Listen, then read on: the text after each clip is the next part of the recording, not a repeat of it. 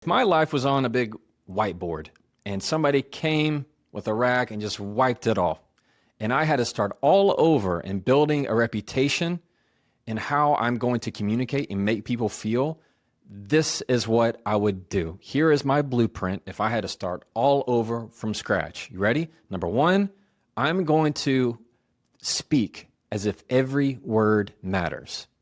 I'm going to talk as if every word matters. Now, you might think, Jefferson, that sounds like a lot. It's not. I'm not saying you have to go, just a minute, let me think about it every single time you talk. That's not it. It is a mindset. It is a mindset that what you say today, affects everything about who you will be tomorrow, how you'll be talked tomorrow. In my book, The Next Conversation, one of the first things I teach in the essentials is that your words have a ripple effect, meaning what you say today affects everything else in your life. Communication touches everything. How you talk to the person behind the counter or the waiter or waitress affects how they talk to their family when they go home. How you talk to your friends or people that are strangers affect what they think about you. How you talk at work affects how you move up in your job. How you talk to your kids affects how they will talk to their kids. People you will never meet are affected by your words today. And that's including words you say to yourself. I came across something on social media that really hit me hard. I wish I took a screenshot of it. But the essence was this. Every time you act, you're trying to make two people proud, or you're trying to honor two people. That's your younger self and your older self. And that was almost a mind-blowing concept to me of when I choose to say something, I am saying it sometimes for my younger self, to stand up for myself, to make them proud of where we've come. You've made it. You're okay. And also what I say and do for my older self, the person who's going to have to live with the consequences, the person who's going to have to pay the cost. So it was just a great way of kind of putting a spectrum on it. The younger self, the 5-year-old, 8-year-old me, I can see it with my big, bottle glasses, and my older self, who hopefully still has hair. What am I doing for that person that I could be choosing to do today? Every word matters. Your words have a ripple effect. And so you say, okay, what's the practical effect of that, Jefferson? What do you do? Here's what I would do. I would understand that when I speak, I'm going to speak in a positive way, meaning I'm going to use positive words. Why? Because then I will be feeling more positive to myself, meaning I'm giving myself positive words and I'm sending out positive words. If I'm being generous with my positive, uplifting kindness, I'm going to receive that back. And it works in a loop. You know those people, they go, oh, they're so nice, they're so pleasant. You know why? Because they're generally nice and pleasant. They say nice and pleasant things. If you say, I really like that person, most likely what you mean is they said nice things to you. Like rarely do we see the hidden act of kindness from someone. That's rare. Like, yes, actions can speak louder than words. They're not a replacement for them. It's your words. You remember how a friend talked to you when you were on the playground, when you were 6 years old, and if it would brought you up or put you down. You remember it. You remember what your parents said. You remember how your grandparents treated you. Everybody has a memory that is tied to how people's words affected you. They remember it. I can remember getting in trouble in PE, which was like our recess kind of class, because this kid and I got in a spat, and I remember the coach coming up and saying, sticks and stones may break your bones, but words will never hurt you. And I thought, what an odd thing to say. I was like maybe 7. I even just remember going, yeah, that's such a weird thing to say. That's just not true. Our words matter. Our words truly matter. So when you choose to say uplifting things rather than negative things, you're going to start and build a legacy, a reputation that is built upon that. You choose the words that you want to make people feel. So your words are who you are. Put in a nutshell, what you say is who you are. People only experience you based on what comes out of your mouth. That's really how they base your entire personality. One of these days, every one of us, we're not going to be on this earth anymore. And the people that when they are at your funeral, and you've been to funerals, all we think about is how that person made us feel, these conversations that we had with them, these memories that are tied to words and expressions and feelings that are wrapped in conversation, communication. So I would first have the mindset that every single word matters, and I'm going to choose words that uplift. I'm going to choose words that are warm. I'm going to choose a tone that is going to uplift them. I like to say that your tone is your trademark. You say, okay, Jefferson, you sound a certain way. Maybe it's my voice makes people feel something, or how I treat them. Everybody has a distinct, unique voice that I can never replicate. And you make people feel a certain way. Your tone is your trademark. And so how do you want to be remembered? Every single word matters. So choose words that serve you better. Choose words that serve the other people better. Cool? Second thing I would do is consistency. Meaning I'm going to show up every single time in that same mindset. Let me give a practical application of that. When we get in the conversation, what typically happens is we only think about the words. We don't think about the feelings after. We only think about the current present moment. We don't think about what comes next. We just think of right now. We don't think about episode 8. We only think about the trailer. We only think about the pilot episode. We're not thinking about what episode 9 is going to look like, or episode 10. So it's very easy for us to say things that hurt or say things that are flippant because we are not paying attention to what comes after. Consistency means I'm going to be very careful that when I say things, I'm going to remember the next moment because I have to continue to show up in that consistent form. What that says is I want you to think of conversations sometimes as you're watching them. You're watching them happen, as if you're in the audience with popcorn and you're watching the conversation. You're going to ask yourself, will I be proud of my performance? Will I be proud of how I reacted? Will I be proud of myself? I can't control a lick of what the other person says or does. Not a thing. They have free will. They can do and say whatever they want. But will I be proud of me? Will I be proud of me? I can remember my parents getting on to me and my siblings, and I would say something, well, my sister did X, Y, and Z, and they're going, I'm not talking to your sister, I'm talking to you. You can't control anything about how they're reacting. I can only tell you about how you're behaving right now. It's that same kind of concept. You can't control what anybody else is doing. Will you be proud of what you are doing in that instance? Consistency, what I would even, you want to take this even further? There's something in my mind that I kind of have as signature habits. I would create a signature habit, and that is, what are you going to be known for and what you continually show up to do? So maybe your signature habit is, I'm somebody who's very quick to apologize. I'm somebody who, if somebody wants to get in line, absolutely, I'm going to let them in. My signature quality is that I don't mind if somebody merges right in front of me, go right ahead. My signature, my trademark is how I am going to always end the conversation with a compliment, or how I shower people with compliments that are genuine, or how I end a conversation with, is there anything else I can do to help you? What is your signature action that it's a habit that you can continually be as yours? Everybody does one. You probably one's already come up to your mind of like, this is what I feel like I do every single time. It's become your trademark. It's your signature habit. And these are important because they show up as your continued legacy when you're building that. And that's part of consistency. So number one, we talked about using words that are more uplifting and using positive words. Number two, what I would do is make sure I'm solidified on a signature habit. For me, what I like as my signature habit is I want to make people feel very warm. That is my habit. This is what I love to do. I talk the fastest I ever talk, really, when I am in my car, on the social media, or on a podcast, because you have to get information out pretty quickly. In life, I'm a little bit slower, just a little bit slower. And maybe you're listening and going, Jefferson, you already talk pretty slow, man. Well, my default is even slower than this. And I like to make people feel really warm.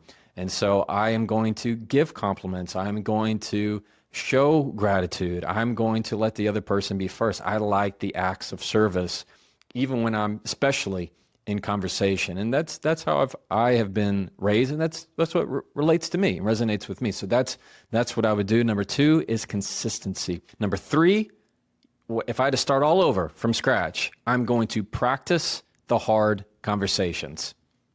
I'm going to welcome the hard talks. When there's a difficult conversation, I'm going to have this mindset of, okay, awesome. Yes, this is my chance. Rather than having the mindset of, I don't know. No, we can just put this off. No, it's okay. Don't worry about it. And finding that I'm always backpedaling, I'm walking on eggshells. Absolutely not. If I want to build a communication legacy of how I want to be remembered, I want to be seen as somebody who is attacking, in the best way possible, difficult conversations, as if it's something I am excited about doing, not in a negative way, but I'm understanding that the difficult conversations are the best opportunity to build the best relationships. Now, I know that you also, you've done so much research, in fact, have a whole separate book on just habits, the power of habits. And of course, everybody's looking for better habits. What would you say to the person listening right now is one habit that they can work towards in their life right now to simply improve their communication? So asking those deep questions is a great habit, right? That's one thing, and it literally is a habit. If you just kind of practice it, you start doing it without thinking about it. Mm-hmm. But there's another habit that's really, really useful, which is proving that you are listening. So one of the things that the research tells us, and I'm sure you know this as an attorney, is that oftentimes simply listening is not enough. Because the other person, they have this sneaking suspicion, particularly if this is a tough conversation, if this is something we disagree about, they have this sneaking suspicion, you're not actually listening. You're just pretending to listen and you're waiting your turn to speak, right? You're just staying silent until I shut up for a minute and then you're going to jump in. So one of the things that we found is really important, particularly in what are known as conflict conversations, right? Where we might disagree with each other, or we might be talking about something that's hard to talk about, like politics or religion. In those conversations, it's really, really powerful to prove that we're listening. And actually the proving part is a habit. So there's a technique for it known as looping for understanding that they teach basically in every law school now. And it has these 3 parts. The part 1 is to ask a question, preferably a deep question, right? Part 2, step 2 is when the person has answered that question, try and repeat back in your own words what you heard them say. And you've actually already done this a couple of times in this conversation, right? What I hear you saying is, and I'm going to prove to you, because the goal here is not mimicry, I'm going to prove to you that not only am I paying attention, I'm actually processing what you're thinking, right? Or what you're saying. I can put it into different words and maybe even give you a little insight on it that you didn't have when you said it. And most of us do step 1 and step 2 intuitively. Step 3 is the one I always forget. And this is where the habit comes in. Is once I repeat back what I heard you say, ask if I got it right. Did I hear you correctly? Because when we do that, what we're actually doing is we're asking for the other person permission to acknowledge that we were listening. And if I believe you are listening to me, I become much, much more likely to listen to you in return. So when I ask you permission to acknowledge that I was listening and you say, yeah, I think you heard what I was saying, you suddenly become much more likely to listen to me, even on a subconscious level. And that looping for understanding, that's entirely a habit. Yes, I could not agree more. To put it in a nutshell, how I interpret this is that for anybody listening, number 1, if you can, ask a question instead of the response. So anytime somebody's sharing something with you, we make a mistake when we all of a sudden start talking about ourselves. Like Charles was saying, you're just kind of waiting to be like, no, actually, you know what I did the other day? And instead of actually listening to somebody, you can cure all that simply by asking one question. One that I like to ask is asking them, what was your favorite part? Because everybody has a favorite part. I do this with my kids, and I'm sure you have the same thing with yours. Day's done, and if I say, how was your day? It's good. Like, it's fine. Yeah. What'd you learn? I don't know. Like nothing. Exactly. How was school? It was okay. Right. But if I ask, what was your favorite part? They almost always come up with something that was like, this is the thing that is my favorite part. And if you can just ask that one question, it makes them feel like you're actually, what they said has value instead of trying to step on their their story or step on what they're trying to share, because you're really trying to be relatable.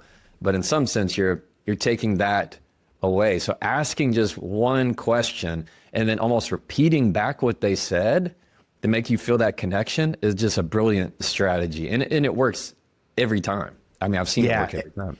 And what I love about that question is what's your favorite part, is that what you're actually asking is, how do you feel about your day? Yeah. Like, what was the part of your day that made you feel good? What was the part of your day that didn't make you feel good?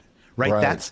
That's why I think that question is so powerful. With my kids, I try and I have a 13-year-old and a 16-year-old. You know, when I ask them about their friends, I ask them questions like, what do you admire about Jasper? Like, it seems like you like him a lot. Good. Right? Because at that moment, what I'm actually asking them is, I'm asking them, how do you feel about friendship? How do you feel about this particular guy? What are the things you look for, you value in another person? And we like being asked questions like that, right? We really do.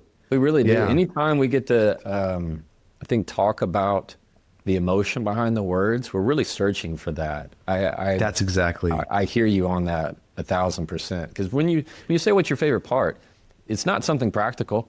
It's not saying what knowledge did you receive. It's being a favorite or having a favorite. It's a feeling of just, That's exactly right. This is what I gravitated towards the most. Maya Angelou has this quote that research has borne out, that nobody will remember what you say, but they will remember how you made them feel. So and it's good. exactly right. Now, I did want to address something that you had said before, because you're exactly right. Asking these questions can be really powerful, and there are times when sharing about ourselves can feel really selfish, right? If somebody says, if we ask, where'd you go on vacation? And they say, oh, I went to Spain. And then you realize pretty quickly they only ask because they want to tell you about their vacation and the fancy yacht that they stayed on, right? Exactly, yeah. That's not great. But there are times when looping for understanding, proving we're listening, does call on us to share something about ourselves. But the takeaway here is, when you share something about yourself, it should be because you want to connect with the other person. You want to show them that you want to connect, as opposed to, I want to steal the spotlight from you. Yes. And so oftentimes what we'll see is, someone will say, oh, my aunt passed away last week. And someone will say, I know exactly what that's like. My dog died 7 years ago and I still think about him. Like, I'm not trying to share to connect with you. I'm trying to just steal the spotlight from you and aim it on myself. But to say to someone, oh, I was really close to my aunt too, and she was such an important part of my life. Like, tell me a little bit about your aunt. Like what was she like? In that case, what I'm actually doing is I'm sharing of myself. I'm engaging in that social reciprocity, right, which feels really good and meaningful and trustworthy. But I'm doing it in the service of trying to connect with you, show you that I want to connect with you, and learn from you. I find that even if somebody's telling me, let's say, about their hard day, you just say, how was your day? And they go on and on and on. And you simply just say, that sounds hard. Yeah, They're right. like, oh, yes. I'm like, that's all they needed. That's all they needed was, for if they're complaining about what somebody did to them, you go, yeah, that sounds rude. Like, isn't it? Like, and it's just, that's all they're wanting, the feeling. I was just going to say, they teach teachers to do this by telling them that if a student comes in, they want to have a conversation, start the conversation by asking them, do you want to be helped? Do you want to be hugged? Or do you want to be heard? Which is the practical, this emotional, and the social conversation. Because to exactly your point, if a kid says, no, I just need you to know what's going on, then you can say, oh, that sounds really hard. Like, that's all that you need. You've told me that's all that you need to feel good about this. That sounds difficult. That sounds hard. Yeah. Yeah. I mean, all of that, it's much more powerful than just the words themselves. Mel, as you know, and we've had the chance to establish a great friendship, which I'm so grateful for, is that the people that are listening right now care very much about how they communicate. And the question I first want to ask you is, how important is self-communication? What does Mel Robbins say to herself? How does Mel Robbins talk to herself? That's a fantastic question. Thank you. No, I'm serious, because how you talk to yourself matters. And I'm 56 years old right now. and how I spoke to myself, my self-talk, was very different for the first 52 years of my life from how it is now. And I, heard somebody, there's an incredible woman who I'm sure you know, and if as you're listening to us, you don't recognize this name, that's okay. I'm going to tell you what she shared with me. Her name is Dr. Julie Smith. And she said recently to me, she said, now, Mel, I want you to imagine the experience of what it would be like to be locked in a room with your childhood bully for a year. Like, how would that feel? And I was like, awful. I mean, and if you just imagine the person that kind of picked on you or that you were kind of afraid of, or the kind of mean person that you avoided in your school, imagine being locked in a room with them for a year. It would be horrible. And then she said, well, great. Now imagine what it would be like to be locked in that room instead with your best friend. And that obviously would be better because you'd have a companion. You'd have somebody that you could have fun with. You'd have somebody that would cheer you up and make you feel hopeful, even though you're stuck in this room together, to play games with, to see the brighter side of things, to make you laugh. And I love that visual because that is your self-communication. The person that you're locked in a room with is a visual example of how you talk to yourself. And as I explain that metaphor for you, and as you visualize it for yourself, just the experience of what it would be like to be locked in a room with a bully versus locked in a room with a best friend, you could viscerally feel what that would be like. And I think what I didn't realize for a long time is just how loud and critical my self-talk and self-communication was. That I didn't see the things that I did well. I saw everything I didn't do right. I could have done 100 things a day, and I'm sure as you're listening to Jefferson and me right now, you've done 100 things already today, even if it's only 10 o'clock in the morning. You've done 100 things correctly. You fed the dog, you got out of bed, you selected a podcast. Like, so many things are like check, check, check, but you don't see any of those. You probably have more of a voice that's a bully. And that was my voice for 52 years. I was just laser focused on what I was doing wrong, the one thing I didn't get to. I would look in the mirror and pick myself apart. And I think that there's this mistake in society that believes that if you are tough or if you are hard on yourself, that somehow that is motivating you. It actually has the opposite effect. Like somehow a lot of us are very successful in life, or we get through the day despite the fact that our self-communication and the way we talk to ourselves sounds more like a bully than a best friend. And so a couple of years ago, through a combination of just researching a project that I was working on and getting serious about therapy and working on some things in my marriage, and really just saying, I don't understand why I've achieved all this stuff, but I am so burnt out and I feel like I army crawl through the day. And it was surprising to me, although looking back, it doesn't seem surprising when you think about self-talk as either being locked in a room with a bully or locked in a room with a best friend. It was surprising to me how long I lived with a bully in my head. And what I will tell you is this. I am still productive, but I am more motivated, I am happier, and I am able to see the things that are going well because I have changed the way I communicate to myself. I love that. Yeah, thank you for taking on us on this 360 journey. I love Dr. Julie Smith, whose new book, Open Wind, is out and is wonderful. What about tonality, specifically raising your voice for assertion or lowering it almost to get them to lean in to pay attention? Is that any part of your belief system and influence or persuasion in a conversation? Yeah, the idea is you want to lower your voice. I'm not talking really low. It's just you want to make sure it's always a downward inflection when you want to make statements that are foundational, statements that are concrete, statements that are, this is my value or my boundary. When you have an upward inflection, it makes it sound like you're always asking a question. Like if I was going to ask you, say, pass the salt, I wouldn't say, can you pass the salt? as if like I doubt your ability to do it, or as if you don't know what salt is. It's the downward inflection. Can you pass the salt? So you want to make sure that you have a lower register instead of something that's really high. Same thing for like music. You take, for example, if you are always listening to fast-paced music, it encourages aggravation. It encourages anxiety to some extent. Trust me, I like all kinds of music.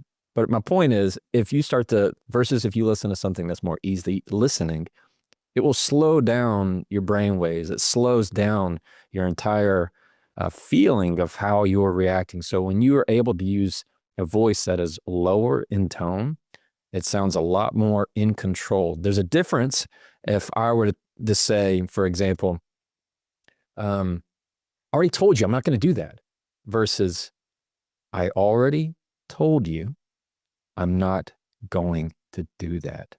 Like one sounds like it's grasping for control and it's not in control. The other says, I am fully in control of this moment. Bro, you made me just think of my dad. My dad was a yeller when I was a young man. So he used his voice the worst possible way, right? Aggravation, stress, anxiety. He could take a situation that was a 2 and make it a 22 in like a second. However, as my dad got older, one of the things I noticed about my father, when I had a major life problem, like a big one, you know, like one of those once every 8 or 9 years, I'm in big trouble type things. And I would call my dad. He would slow down the conversation. His voice would get deeper. And there was this, just his pacing and tonality calmed me down multiple notches. So much so that to this day, my father's passed away, that I have imaginary conversations with my dad when I'm under stress, where I am listening and mirroring that specific tonality of his, where he slowed it down and calmed it down and gave me a sense of peace about the conversation, to the extent that it was so influential on me that I will have these conversations with him even though he's not here, because it calms me down. That's how powerful it's how powerful what you're suggesting is. That when your children come to you under stress or in trouble, I've worked so hard in those specific moments of just listening to them and slowing it down a little bit, getting a little deeper in my register. Go ahead. You were going to say. No, I was going to say you're spot on, and I love that. I think that is so. I mean, that was the anchor in the conversation. I find that same way with the kids. Like we never, for the parents that are listening, you always want to be the person that your kids run to for help. You know, when they make the mistakes, and if you always yell at them and raise your voice, they're not going to come to you. But when you can be a safe space and say, slowly, thank you for coming to me with this. You know, that's going to just encourage that dialogue. The slowing down is, there's a lot of wisdom in that. There is, brother. As any new debut author, I, for good or for bad, have been looking at reviews online, because you want to know, are people going to like the book? That's the whole, you get very nervous. Are you going to deliver on the message? And the reviews have been so kind and wonderful. And there was one that hit me yesterday that I randomly saw that I wanted to share with you. It's very short. I know you can listen to it. Just bear with me. I know you can do it. Listen, you are not a target. I was once told by my husband, you are an easy target and everyone knows it. Time and again, I walked away defeated, even with my children. Jefferson showed me what I lacked was communication skills. From his social media, I started applying these answers to difficult situations. Let me be clear. This is not a book of his social media quips. That's what I thought it would be. No, it is learning to understand where people are and to adequately communicate with them. It's teaching to deepen relationships by way of strong communication skills. You are not a weak person for purchasing this book. You are strong and courageous for recognizing there is a better way to bridge a gap, create healthy boundaries that work, to not get sucked down a rabbit hole, to not think you've lost your mind. I highly recommend, and I'm starting my second read through. Kindle edition is an easy read. Bless you, Jefferson, for exhibiting love for people. I was just taken aback. I was totally blown away by this. I have no clue who this person is. In fact, they didn't even leave their name. It just says verified purchaser. This is my point with this is I want you to know where to go in your mind when conflict comes your way. You are not a target. And if you felt like you've been your whole life, this is where it stops. Rule number 1 in my book, there are 3 rules. It's rule number 1, say it with control. Number 2, say it with confidence. Number 3, say it to connect. And the whole focus of rule number 1 is you can't say anything about what I teach you, whether it's my phrases, my quips, my little words, everything that I can give you. None of it matters if you do not say it with control. If you do not first regulate yourself. So we're going to talk about in this episode what I want you to think about when conflict comes your way. Anytime that somebody says something that you weren't expecting, your body naturally, through its biology, reacts. People think that fight or flight is something that has to happen when you come with physical contact. No, that's not true. It happens every day in these little micro moments. Even when somebody just flatly disagrees with you. When somebody disagrees with your opinion, or they say something you don't like, or they call you an ugly name, your body goes, hey, brain, I didn't like that. And the brain goes, give me a second. Yeah, no, we definitely didn't like that. And it naturally reacts. You have a scowl on your face. You want to say something back. You get heated. Your neck and jaw get tense. All biological, all normal, all natural. So what do you do with that? Rule number 1 in my book is you use your breath as the first word that you say. And the reason why is because it adds a distance between what they say and how you respond, which gives you time to regulate yourself, to think of the quips that I give you and the sentences I give you. And it also, the other benefit is it allows the other person to calm down theirs as well. Gives time for that analytical side to take over. Every day, there are little things that tell your body, I am threatened. Somebody cuts in front of you in traffic. Somebody merges. Somebody's riding on your bumper. Your body goes, I am threatened. That's where road rage comes from. I feel threatened in this environment. When you're talking with your kids, when somebody says something to you that they disagree with your opinion, they dismiss your idea. You don't like that. Your body's saying, hey, that feels threatening to me. I want you to do something for me right now. Now, if you're driving, don't worry about it. If you're walking on the treadmill, don't worry about it. You can do it later, do it in your head with me right now. I want you to think of behavior that somebody does that really, really upsets you. And we're going to put a label on it. For example, maybe it's disrespect, dismissive, condescending, belittling, rude. Whatever it is, make it yours. What is a behavior that somebody exhibits that really just feels like it sets you off, that you just explode when somebody does this to you? You got it? You find that word. Now, write it down, and right next to it, I want you to write, does not threaten me. Does not threaten me. So the sentence would be, dismissiveness does not threaten me. Rude comments, backtalk, insults do not threaten me. This is the mindset I want you to have when this kind of stuff comes up in your life. Why? Because it is telling your body of, hey, when somebody raises their voice, that doesn't threaten me. When somebody calls me that, the way I'm reacting and telling my body is, hey, this does not threaten me. That's what you're doing with your breath in that moment. That's why we give it time to tell your body what is happening in front of me is not a threat, right? It's this idea that you've seen the big animals, whether it's a lion or an elephant or something, they have like maybe a little dog or something. They just go, what is this? It's like a little animal coming up to a big animal. They're not threatened in any way. That's the whole mindset here of, hey, what you're doing this isn't threatening to me. I'm seeing right through it. Cool? I'm going to tell you a quick story right now that I don't think I've ever shared. This was, I don't know, maybe 3 weeks ago or so. And where was I? I think I was in San Diego airport. I was in the San Diego airport. It may have been San Diego. Everything's blending together at this moment, and it's early. Give me a break. I got through security at TSA and went, and I was looking for my gate, and I kept following the signs, and then all of a sudden I was outside of the security. The gate, the terminal, it wasn't the terminal. The gate was actually in a separate terminal. And I just walked myself all the way through. I'd already gone through security. I'd already gone through all the check and the getting your stuff out and ready and giving your ID.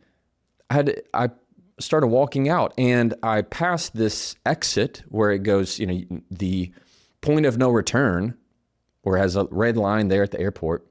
And I walk out of it, and all of a sudden, this is me by myself, and I look and I say this out loud. I go, oh my gosh, I got to do this all over again. Because I have to know I'm going further down where a separate terminal is. And I say, oh my gosh, I got to do this all over again. And a voice that I had no clue where it was coming from, female voice, goes, that's why you should read the signs, sir. And I'm trying to find who that is. And I turn and look. And as I'm looking, she goes, you have no one to blame but yourself, sir. That's why we have signs. I don't know if you're feeling this, just hearing it to me. Just the way the tone came across was so condescending and unexpected and unnecessary. You ever had that? That's why we have signs, sir. You have no one to blame but yourself. And I remember being just taken aback. Who are you? And it was a TSA agent. Now, if you're a TSA agent, I know not everybody is rough and can be terrible. And hey, I'm an attorney, for crying out loud. Not all attorneys are bad. There are some TSA agents that are wonderful. There are some people that are bad. We all have bad apples in every profession. This one right here, this lady, she was a middle-aged lady, just looked so smug as soon as she said that. And this is what my body wanted to come back with some really good zingers in that moment. I wanted to say a few things to her because it was really rude. It was unnecessary. And this is what I did. Of course, I have to practice what I preach, right? I looked at her for like 5 seconds, trying to figure out, did she say that? And I just give it time. And now she's sitting back and blinking and looking at me. Her smile is gone. And this is what I asked her. I said, how do you feel when you say that kind of thing to someone? Does it give you joy? That's what I said, like verbatim. And immediately she got red, and just got red in the face and apologized right there. I didn't have to prompt anything. She goes, I'm sorry. I'm sorry, sir. You're right. That wasn't kind. You're right, sir. I'm sorry. Yes, you can find the terminal if you go straight down. And now she was in helping mode. You can go right here, and this is where it's going to be. I would say, oh, well, thank you very much. I appreciate that. All right. Well, you have a wonderful day. You are not a target. You are not somebody's punching bag. You are not the outlet for somebody to release all of their frustrations and their angers and their smugness on you. These tools work. This is why I talk about them. That's why I feel so passionate about sharing these. You had the choice right in that moment when somebody says something ugly, when they're the TSA agent in your life, how are you going to react? What are you going to say to that person? Are you going to allow them to just press your remote control and manipulate all your emotions? I had a choice. You have a choice. Is that going to ruin your day? I just can't believe you'd say that. Excuse me? Excuse me, are you talking to me?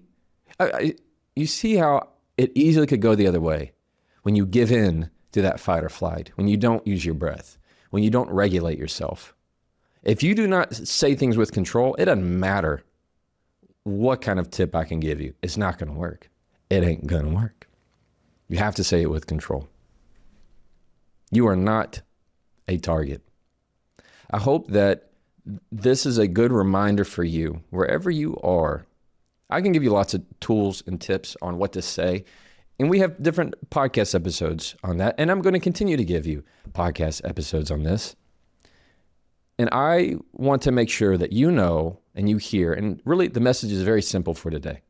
You are not a target. When that happens, I want you to go to your breath, regulate yourself, and then use the questions that I've taught you. These are questions like, did you mean? Did you mean for that to be rude? Did you mean to insult me? Did you mean for that to embarrass me? Or you give it time and then you ask somebody a question of intent. How did you expect me to react to that? I could have said that to her. How did you want me to respond to that? How does it make you feel? Imagine being the person who would say that to someone. These ways of responding to rude behavior that is actually not a response. It's a question. You're not giving them matters of substance. I'm not saying, you spit in my eye, let me spit back in yours. No, it is a reflection of their own behavior and character. And 9 times out of 10, the other person sees that because you're giving them time to, are seeing. It's like the blood, the red, it's not blood. The red comes out of their system. Or somebody's seeing red. You have to give them time for that to go away. Come back to normal. Come back. I know that's not who you are. People are far better than we give them a chance to be. Why? Because we know that in ourselves. So when you have the patience and the discipline to get to that, you're going to have a better communication and a better relationship and a better life because of that. Do you lose respect faster when you can tell somebody's not respecting themselves, or when somebody says something disrespectful to you? When somebody says something disrespectful to you, if you don't respect yourself, that's a place for me to show you grace and kindness and patience. Like, yeah, I'll give you time for that. I understand. Yeah, you shouldn't have said that. This is what I'm thinking. Yeah, you shouldn't have said that, but I'm going to let it go. You know, you shouldn't have said it. Versus if they say something like much uglier, that was only meant to hurt. Again, it depends on context. But yeah, you can lose respect for them much faster when they choose harm over healing. Do you think conflict can be settled at all through text messages or online messaging? Or do you think when it comes to friendships, professional relationships, romantic relationships, it's always going to be best to hop on the phone, video chat, in-person meeting? Yeah. I mean, they can be if you and the person are mature and intelligent and give each other the benefit of the doubt and not make a mountain out of a molehill. But if you're not, or if you don't know each other that well, always much wiser to just pick up the phone, let them hear your voice. That makes a big difference. I do it. I do it all the time. Text with my wife, and I got a response that felt very cold. Anytime you get the K text, just a K, you're like, oh well, okay, they're ready to destroy me. My life is over. I just got a K, or an MK, an MK. Like, there's all different ways that we go, oh, that doesn't sound good. It depends on the person. Like my dad will just text okay to anything really you send him. I just know that's him, and I'll call him and he'll be like, oh, that's fantastic. But the text you got. So it just depends on the person. But yeah, you're never going to go wrong getting to hear their voice. And besides, a lot of times, like, hearing your voice can make somebody's day. We are meant to hear and connect and speak as humans. It's not good for humans not to talk to other humans. There's that show, I forgot what it's called. It's like they send them to Alaska for, like, say, spend 100 days alone in Alaska. Oh yeah, I know what you're talking about. Yeah. And at first they love it. They're so excited. They build their shelter. They're like, oh yes, I just harvested this rabbit and I'm doing all this. But by like 20 days, they're like, I haven't spoken to anybody. I miss my friends. I miss hearing people's voices. It's the loneliness that gets them. It's not their capability. I was just found that really interesting. What are some subtle ways that people can sound more intelligent when they're speaking? I know, because like sometimes people, when they'll say, you'll hear people say, if somebody says like a lot or that they don't sound as intelligent. I say like a lot and and I'm like, I think I still am pretty smart, but I know I could get better. So what are your thoughts on just some subtle ways people can improve? Yeah, you want to try to eliminate filler words the best you can, but it depends on context. So if you and I are just talking and I'm just being casual, say like and as much as you want. But if you're in front of a presentation, a group of people, and you need to persuade, like and become distractions. That's the problem. It's not that they're not comfortable. Everybody uses them. It's that they're distractions. And that distraction is telling you, I'm not confident. I'm not knowledgeable. I'm nervous. And people start to pick up on those little bitty things. So all you need to do is just replace that filler with silence, and you sound 1,000 times more confident. Then it sounds intentional. But yeah, it doesn't mean that there's something bad about them. I mean, I use them in just normal everyday speech, but it's when you're on a different level of conversation with somebody that it makes a difference. So if you're like my boss or something, you see how I just said that? If you're like my boss, then if I need to approach you about a salary or whatever, I come up to you and I say, yeah, okay, so like okay, here's the thing. I am really concerned about you've lost them. Yeah, you just wasted 12 seconds of them going, okay, whatever is coming out of your mouth, I'm already not wanting to hear it. Or if you say, hey, I hate to bother you. Well, great, you just told them, what I'm about to do is bother you. So buckle in. There's these just phrases and ways to talk that there aren't going to be the best foot forward if you want to come off with confidence. So the best way is just to be direct. Like if you were talking to your boss and you wanted to raise, saying something like, hey, I want to talk to you about something that's super important to me. I would even make it more specific. I'd like to talk to you about my salary. When's the best time we can visit? Okay. Yeah, just right out of the gate. And there's no question. Because you have to think of from their point of view as somebody who's of the employer side. What are they thinking? They don't want to be blindsided either. So why do you make it to where you wait until you're face to face for them to have any clue of what you're talking about? You need to be able to prep them for that conversation. You need to let them massage it, let them think about things. So the more specific, the better. And you think it's better just to lead with that out of the gate? Because sometimes people will put a buffer at the beginning, like, hey, hope you're doing well. Hope you had a great weekend. Hope blah, blah, blah. Yeah. And you just think it's just be direct with it. Yeah, exactly. Yeah. Because they know that doesn't matter. They know it. It's the same way with delivering bad news, right? If you're going to deliver bad news, delivering bad news is the same way of delivering want to have a sensitive conversation with somebody. If you I need to deliver bad news and I say, hey, so how are you? So how you been? I know. Yeah. You doing good? You feeling all right? Okay. Well, I got some things to tell you. And I mean, you're just making them twist off in the wind of going, okay, what's happening? What's going on here? Are you quitting? Are you not quitting? What's going on? Versus if you come out right out of the gate with bad news, they say you just go, I got bad news, and give it a 2-second beat. I need to let you go. Well, now they know. Great. But if you need to have a sensitive conversation about something, it's much easier to say, hey, I need to talk to you about what you said at the party on Friday. When's a good time to talk? And be very specific, and then they know. Then they're prepared. Instead of just the vague text, we need to talk, period. Like, nobody likes that. Nobody loves that text. We need to talk. Talk about what? Yeah, be more specific. And if the other person doesn't respond to that, do you give them any time window before? Like, I mean, like for instance, like if it's a relationship situation, you're texting somebody like, hey, I'd like to speak with you about what you said to me on Friday, and they don't respond to you about it, or they beat around the bush or whatever. Do you follow up with them about it in a few days, a week? Like how do you handle that? Because sometimes that does happen. Yeah, well, it depends how much that person matters to you. But the fact that they don't want to interact should mean maybe you've made a mistake on how high up that person is on your priority list, or how important you are to that person.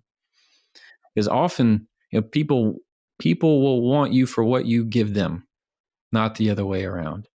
And so if they're not willing to talk with you and reason with you and empathize with you and listen, they may not be your person. They might just want to use you for whatever. I feel like if they're not one to engage, that is a big red flag of they don't value you as much as you think they do, which is a hard realization. How some people they might miss the text, they might not get it, they might try and push it off. But understand, if it's important to you, it should be important to them. If I were trying to earn your respect throughout this conversation, if I were to want to come across as somebody that I know what I'm talking about, if I was somebody that wants to come across as being high value, what do you think is the biggest thing that I should focus on for me to portray that to you? It's a feeling, and that feeling is warmth.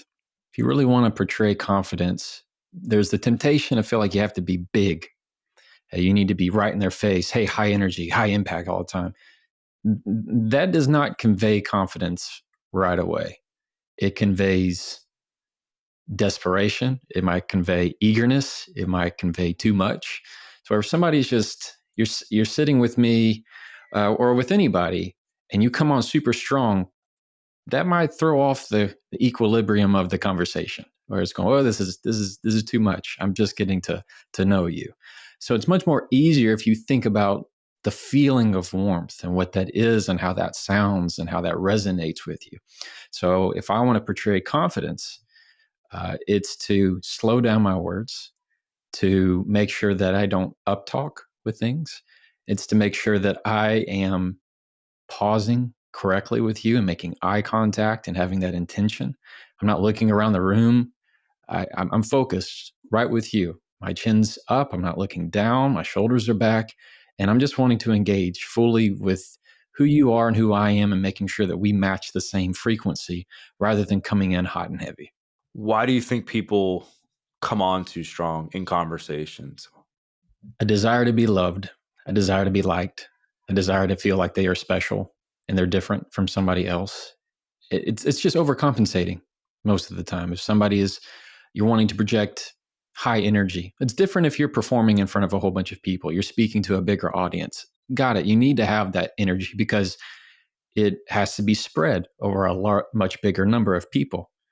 But if it's just one person, you don't need to come on that strong. It's much easier just to meet them where they are. In other words, I don't have to come parachute into the conversation. I just need to walk up and shake your hand. And they need to feel that in your voice and your tone and your tenor and how that operates. Yeah, I mean, I've noticed with myself that the lower my self-esteem was at the time, the more I needed to fake it in a conversation and try to show up in a way that wasn't who I was, because I was so miserable with the person that I was. I felt that the other person would automatically know that there was something wrong with me because of the way that I was feeling. And then what I realized is, most people aren't really paying attention to that. You actually look more unconfident when you're trying to, fake it to somebody throughout the course of a conversation. Like, I'm wondering, I know for me, it helped me a lot to work on myself through other mechanisms, fitness, my relationship to myself, my personal relationships, purpose, and so on, that allowed me to be able to, I think, sit here and be able to have these conversations like this. Do you think that for you personally, is that the way to appear more high value, high level of self-respect, etc.? Or is it just exposure therapy through practice, through having conversations like this? It's a comfort with yourself. Exposure helps just by repetition. I mean, you can only know so much. It has to have application. But it comes from within. I see this a lot of time at a jury trial. So as a litigator, I go to court, and often I will have a witness, or I'm cross-examining a witness who is trying to be somebody they think the jurors in the jury want them to be.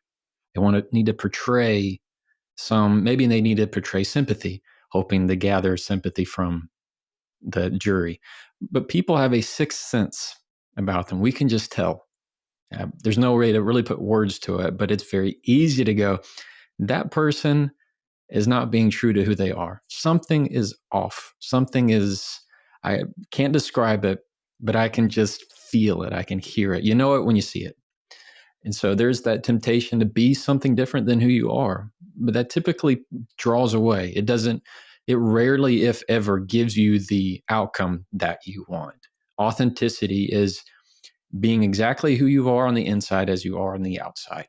People, leave the window fronts for shopping, but don't make it your home base of who you are and your personality, because eventually it's going to either hurt the relationship that you're trying to have, which is based upon a falsity, or it's going to eventually grind you down, because after a while it's just going to be friction, and that's going to have a rub, and that's going to get worn, and that's going to be hard to. You're going to have that identity crisis further down the road. Much better to be who you are now. Yeah, we often have that problem with overcorrection, right? Where if we're feeling a lack of self-esteem, we want to overcorrect it by trying to portray that we have a higher level of self-esteem than we actually do. And people can pick up on that right away. But I will say, I think on the opposite end of that, like, I can tell a lot by somebody when they shake my hand. If they have a weak handshake, I can just tell, like, they're struggling, they got something going on, they have a low level of self-esteem. Maybe this is me overgeneralizing, but for the most part, that's just maybe my perception and my bias.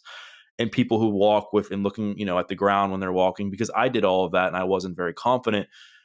So do you think in situations like that where people are feeling less confident, passive, they're maybe not an extrovert, but they're trying to appear confident, in your experience, like, what's the best way for somebody to bridge that gap so that they're not turning somebody off by being too passive, having a weak handshake, looking down, but they're also not coming out as this over charismatic person, which can be easy for people to pick up on right away? Mm.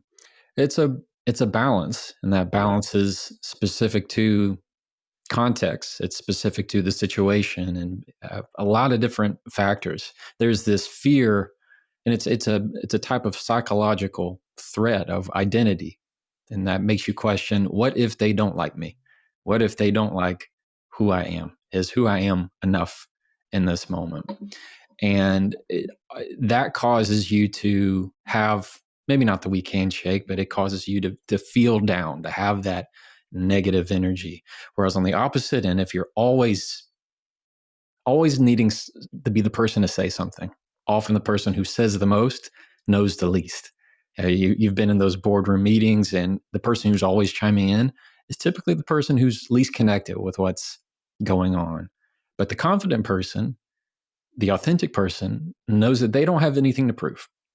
So the advice is, understand you have nothing to prove. Your value is exactly what your value is. You don't dilute it by saying too much. You don't undervalue it by not saying enough.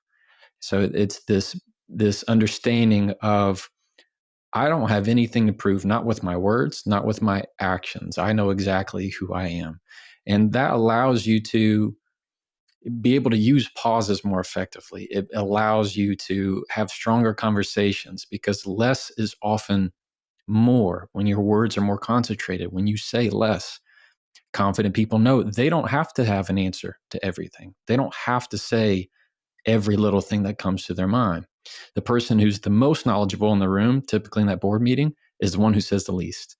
And so it's always the reverse of what we originally think. I want to ask you,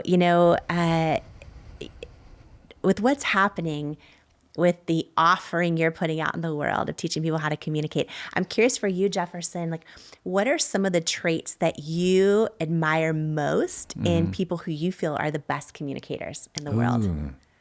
Probably number one would be warmth. And people that you don't even have to talk to them. You can sit in a room and just feel it. And maybe it's their energy, maybe their vibe, maybe it's their spirit. Just whatever it is, the frequency that they're putting out into the world calms you. And I find that to be it makes you attracted to them, because you like that warmth and that comfort, that when you talk to them, you feel just a little bit calmer. And so people who communicate very well are not only good at being clear and direct and assertive, but they're also emotionally intelligent enough to know when to slow down. Because things are so busy and we ramp up, but they know that good communication happens in the smallest of words, the shortest of sentences.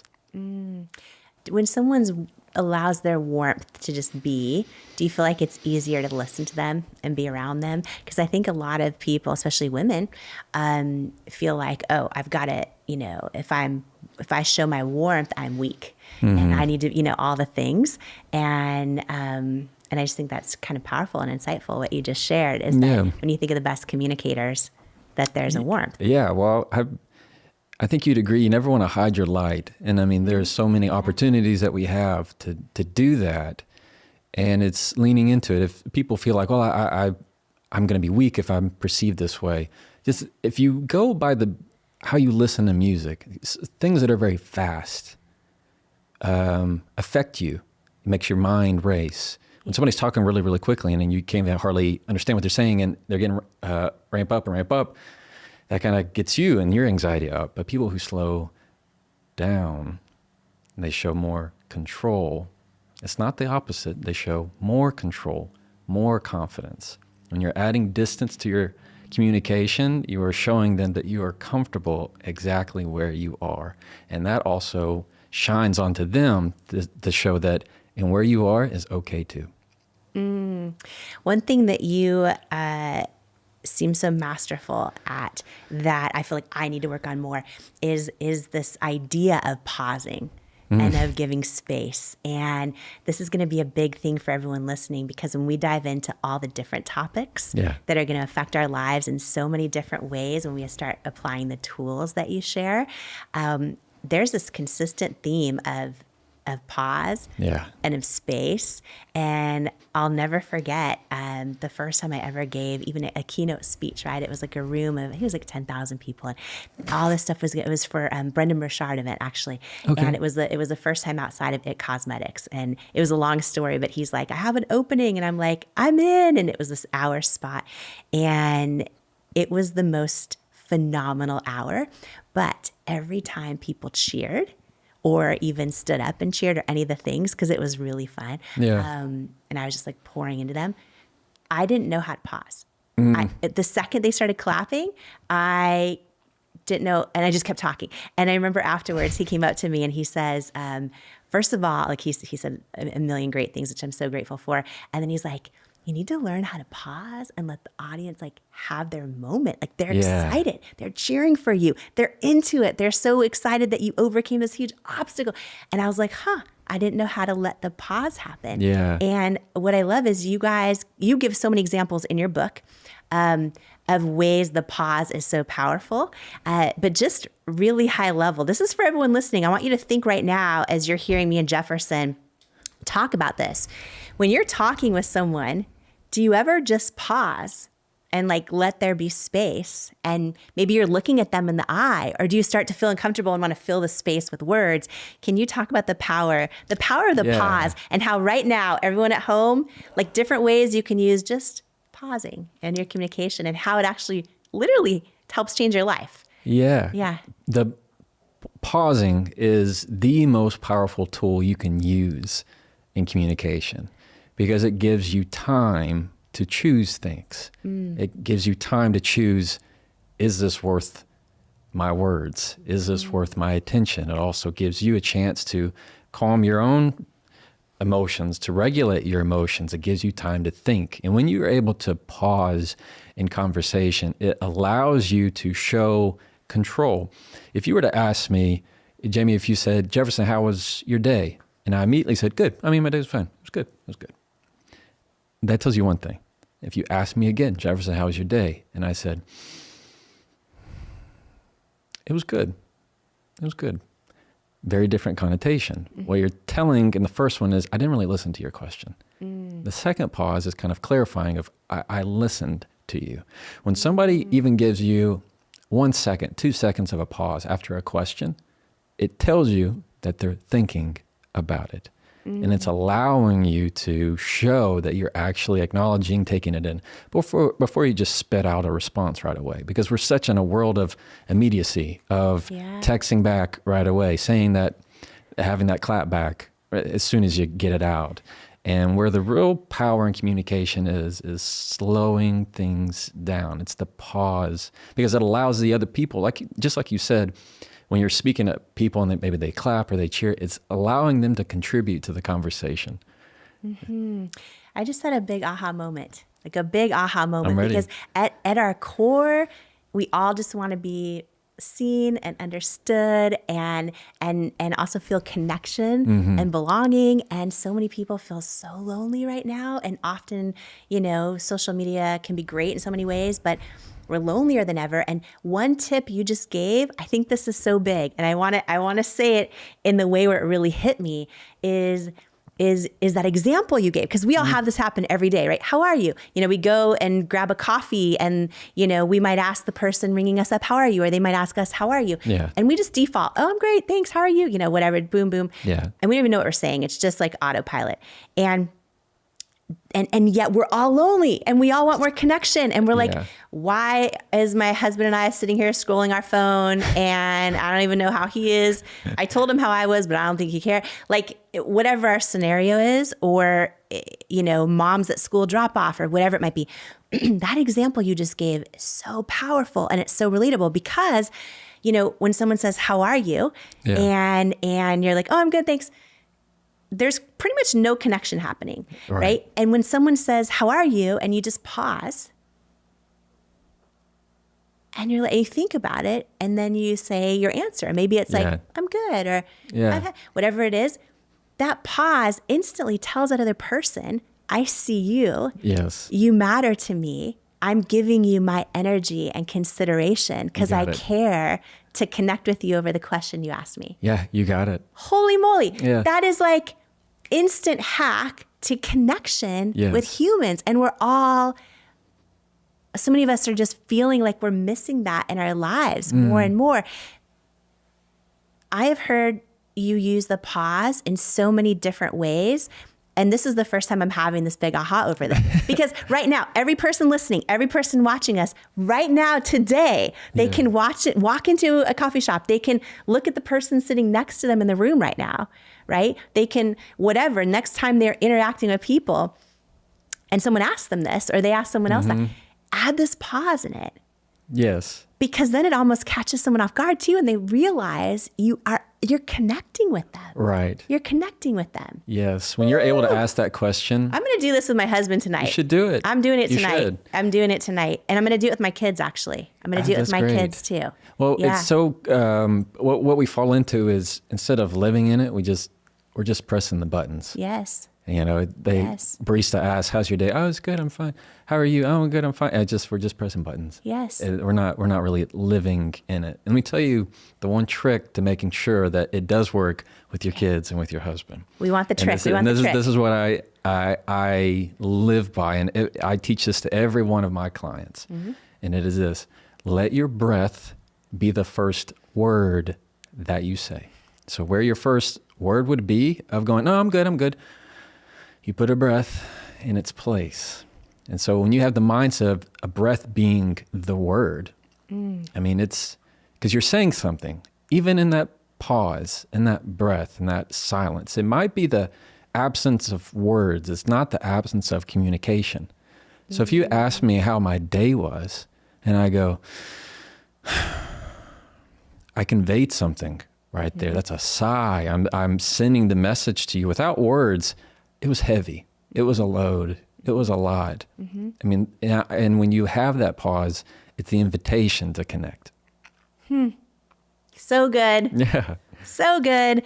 Oh my gosh. Okay. I'm already excited for the way everyone is going to share how this impacts their life. Yes. Like the DMs are going to come in, comments, the messages, and we're just getting started. Yeah. But that one tool, I'm just thinking about, and the ripple effect of that. Yeah. Because as a society, we're really close to bankrupt when it comes to like true just connection. It really each other. is. And the thing with communication, of what it makes it so important, on top of just the pause and the ability to take a moment and express how you really feel, is that what you say for the vast majority of your life is who you are. That's how people will experience you. That's how people will experience Jamie. That's how people will experience Jefferson. It's not by really what you do, though they might see that act of kindness. It's what you say. When you say, I like that person, you just met them. You say, I like that person, they were nice. What you really mean is they said nice things. Somebody's rude and you don't like them. Yeah, that person's rude. Just means that what you heard is you didn't like. It sounded rude to you. So for the vast majority, it is your words is what describes who you are to those people. That's what's going to describe and evaluate your legacy. That's the ripple effect. One major question that I see a lot of people asking is, how did you teach, I say me, but really all of us, all of my siblings, the balance between being assertive, meaning not being a wallflower and getting stepped over, and how do you also balance kindness? You want to not be rude to somebody, but at the same time, you want to be very direct. I'm curious if y'all had any mindset or tools for how you thought or how you gave me advice about that. Like, for example, Dad, you would tell me, if I came to complain about something, you'd say, don't make that your Alamo. That's what you'd say. You say, don't make that your Alamo. In other words, don't be that, let that be the hill to die on. And there was this kind of sense of, when Jonathan was upset that Mom was all in his business, and Mom and you'd say, so? I mean, there are just things about that. I'm just curious what the balance was like for y'all, what y'all saw. You want to go first? You go ahead. I don't remember you having a problem with assertiveness. You were always very assertive. You were never timid, and you did it with a cheerful disposition. So you had a very cheerful, assertive disposition as a child, and you were rarely disrespectful. And because we had a zero tolerance for that, you quickly stopped. And so I don't remember us having to encourage you to be assertive. What I can remember doing is sitting down and explaining maybe how do you deal with disappointments or something that didn't go well. Just say, well, don't worry about it. Right. And be thankful. That was one thing y'all hated, say, well, give me 10 things that you're thankful for. Yeah. And that's a good way to do it with a child. And, you start, well, I'm thankful for Daddy and Mama and, Sarah and Jonathan. I said, no, not family members. What are some things you're thankful for? The downside is when I'd get upset, y'all would turn it on me. Said, Daddy, there's 10 things you're thankful for. Yeah. Turnabout was fair play, but y'all really were. Y'all were sweet children. And I give that to your mama because she demanded respect, not only for herself and for the parents, but for y'all to respect each other. Yeah. And to defend each other and to be kind to one another. I don't remember y'all ever coming to blows. No, that was never in the question. No, that was not. And every now and then y'all would and but she really did a good job of saying that's enough. Yeah. How did you see that, Mom? Maybe not with just assertiveness, but on top of like how you, when we say zero tolerance policy, like what was your mindset of how you would handle me or any of us when we said something that was disrespectful, which I'm sure was very few times, Mama. I remember saying, you're not going to talk to me like that. That's not acceptable to me. Yeah. You say, yes, ma'am, no, ma'am. And sometimes it's not only what you say, but the tone. Yeah. And I'd say you better watch your tone. Yes, that's true. Would you like to say that again? Yes. A little bit more respectfully. Yeah. Mama would always say, let me tell you something. Let me tell you something. Let me I tell you did say something. that a lot. I can remember you being just in your little infant stroller. Yeah. You were a very strong-willed child. Right. Not in a mean way, but you were very strong-willed. Y'all all were. And you'd go over and start, knocking off the magazines and even from a very Right. young child would, just not hurting you, but spat your hand or say, no, don't do that. Yeah. And then you'd go back and you'd do it again and would have to discipline you then again and discipline you again and maybe do it 4 or 5 times in a row. And finally, that 4th or 5th time, you go up to it and look at us to see whether we're watching.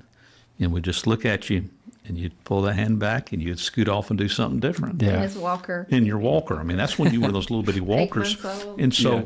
I think that we were consistent. Yes, that's part of it right there. Being And that's what's so hard for parents is they'll do it a couple times or say, well, I'm going to count to 3. No, we don't do that. If I tell you to stop, stop. And if you don't, then there's a little bit of not Yeah. being abusive in any way, but there's a repercussion.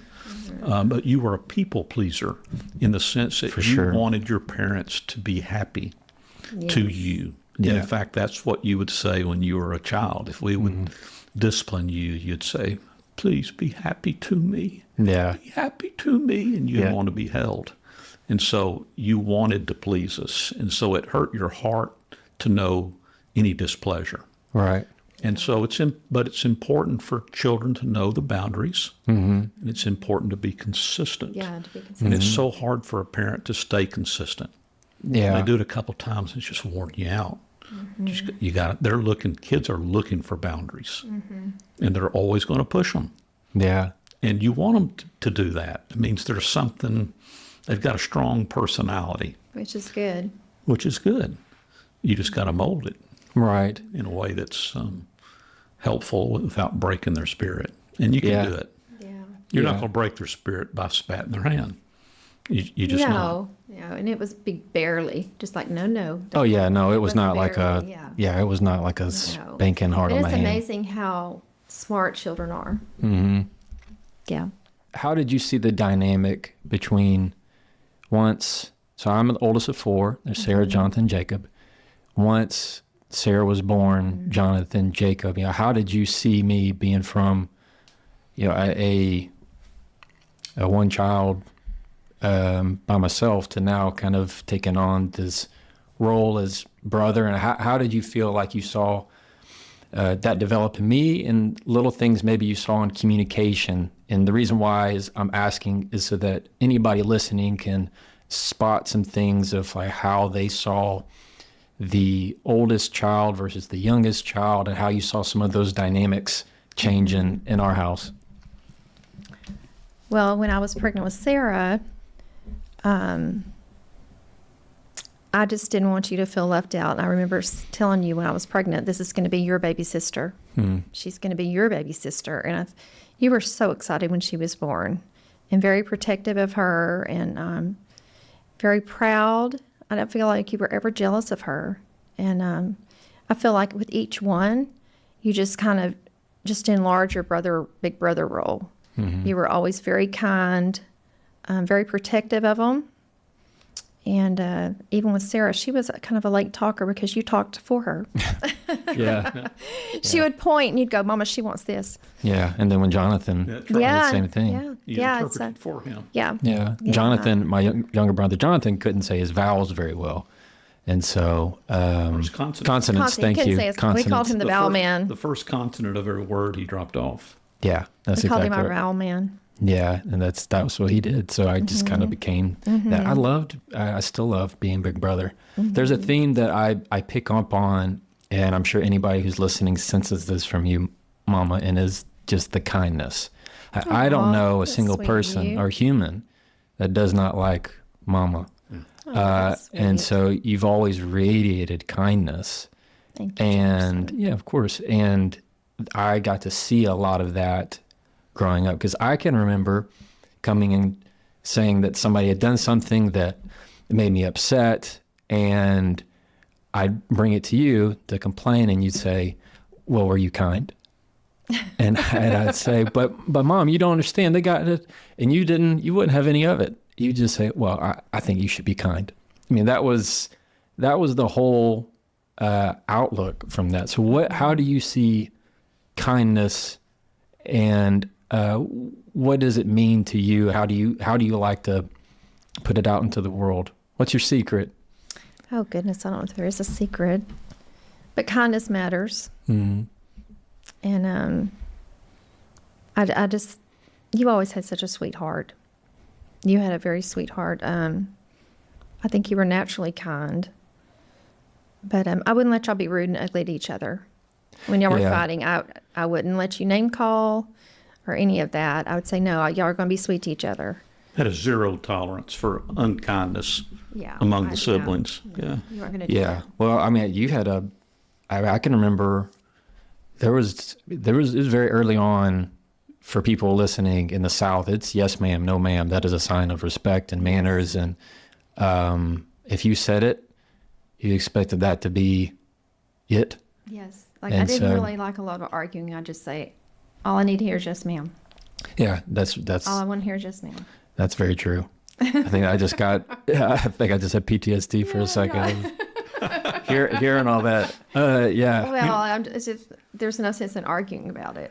You're talking about kindness, and the role that you stepped into is you took ownership. Yes. Mm-hmm. You felt that they really were yours. Your brothers and your sisters. You know, they'd call you, and you would create a persona, Chef Baba. Yeah, or chef. Like the kitchen. And you asked, really, can we quit having babysitters? Can I babysit? Yeah. You know, you took that ownership, and it was probably a lot of pressure. You know, a lot of kids aren't asked to do things like that. But you seem to enjoy it and thrive with it, and it really made you mature. Yeah. Way early. You were kind of an old soul, even though you were a kid. Yeah. And you were, in a way, almost like a second father, because there was a little distance in time, but you did it because you enjoyed them. Yeah. And you poured yourself into them. Y'all were talking a second ago about how your mother was kind, and so you were very defensive about that. And I remember the story where that boy came up to you in day school and said, "You're mean." And you came up and you pushed him down. You were only 4. You pushed him down and said, "My mama is not mean." Yeah. And I was like, Jefferson, whoa. And so you just, you were defensive for your parents too. Yeah. Yeah. Very, very defensive. I mean, it's one thing for you to say something about your mama, but somebody else says something about your mama. Those are fighting words. Yeah. Every single time. I want to turn gears a little bit to specifically conflict and arguments. I remember in growing up in our house, y'all really did not argue in front of us. I mean, there were just normal spats, but when it came to serious arguing, y'all did it in y'all's room, because I can remember like keeping the kids away. Of like, no, mom and dad are talking. Y'all go down the hall. Let's go entertain them for whatever. And then, or if it was late at night, after the kids go to bed. And I was older, so it wasn't like, and it wasn't that big of a house. I mean, if y'all were talking seriously, you could hear voices. But I didn't know what y'all were saying. Outside of when we were in the car, we of course. If you're late for church, everybody's just, taking off on vacation. On vacation for sure. Then you have to hear argument. But I'm curious on y'all's take about, for people who are just rethinking how they saw arguments happen in their life. I'm curious how you saw it with your parents, and how that shaped how y'all did it with us, specifically conflict. I know with my parents, they didn't argue in front of us very often. They did the same thing back in the bedroom rule. Yeah. And I think that's a really good policy. And the truth is, because if you get into a heated argument in front of the kids, they almost always blame themselves. What did I do wrong? Yeah. What did I do wrong? That's such a good point. I should have done something. And they internalize it. And so we really, we were friends for long before we got married, and we just... I think we both agreed we're not going to have that kind of argument in front of the children. Right. Now, it's important for them to know that you disagree sometimes, and we Yeah, would you don't want them to disagree think that a marriage never has arguments. because Yeah. they need to see then after the argument, they need to see mom and daddy holding hands, Making out. mom and daddy hugging, mom and daddy kissing, to know that you can argue and still love each other. That's right. And Yeah. that's just crucial. Yeah. There's some people who keep the conflict so far away from the kids don't have any way to process it. Yeah. And then there's some kids who they are in the middle of just horrible conflict. Yeah. And that's, neither of those extremes are really healthy for kids. Yeah, I totally agree, because there's the flip side of you don't want to have zero conflict where you only Or have they think conflict that in the if they bedroom. have And conflict, something's wrong. exactly. And so one thing y'all are so good at that I know I've applied to my marriage is y'all are very quick to forgive. Y'all are very quick to say, I'm sorry. And I think that plays a big role in how long the argument lasts. Right. Because if you just, for people who withhold that apology, like they use it almost as a punishment in a way when they're withholding that. But I absolutely agree that, on the flip side, having knockdown, drag out arguments is not healthy. At the same time, you want the kids to see you come to resolution. Right. But I've had that too, where it is, my son thinks that he did something wrong when we're arguing, or he'll say, or he'll mistake just banter and playful banter as argument, as conflict, and we kind of have to say, no, we're not arguing. Yeah. And I think some kids are very perceptive of that, more sensitive to that. Like my daughter could really care less but son is Some are more sensitive. especially in tune with what we're talking about. I mean, and you remember, I'm not going to say his name, but I grew up with a friend who lived not too far down the street, and his parents argued like in front of us, like really did. And I remember looking like, is everything okay? And he just acted like nothing happened. I mean, just kept eating his cereal. I mean, never looked up, never. Yeah. And I think so many people are now realizing in their own life how they handle conflict, having that struggle to apologize, having those hard times. They're now seeing that reflected of how they grew up. Yeah. So I'm curious, Mom, how did you grow up with conflict? No, my parents argued in front of us, and I didn't feel like that was a good thing. So you saw the negatives. It would escalate, and I saw the yelling, knockdown, dragouts. Yeah. And it was not good. So I determined in my heart that I was never going to do that to my children. Yeah. And so I wasn't a yeller. I really wasn't. That's true. I can attest to that. I really wasn't a yeller. Very, very rarely. Very rarely. Yeah. But my level, because I maintained a really calm voice most of the time, like if I raised my voice because I was aggravated, let's say on a scale of 1 to 10, I raised it to a 4, y'all would say, Mama, you don't need to yell. And I would be very offended because in my mind, that was only a 4. Yeah. Because I was like, no, you don't understand. I used to hear 15 at my house. Right. Yeah. So, A little bit different. Yeah, I would be highly offended because I was like, this is not yelling. This is just raising my voice. Yeah. Because I'm aggravated. Mm-hmm. Yeah. You said one other thing a little bit earlier, I think it's really important, is the willingness not only the willingness, but to do it, to say, I'm sorry. Yes. Yeah. I was wrong in front of your kids. Yes. Now, whether it's I would say that to my wife, I was wrong, I'm sorry. But to say it to your kids. Yeah. Yes. Because sometimes we can misjudge what they did or why they did it, or maybe they're picking on each other and one started it and you jump to a conclusion too quickly. Right. And it's important to be able to say, I'm sorry, I was wrong. Right. I was wrong. Will you forgive me? Yeah. I think it's really important for dads, especially, because I know people who say my dad never said he was sorry. Yeah.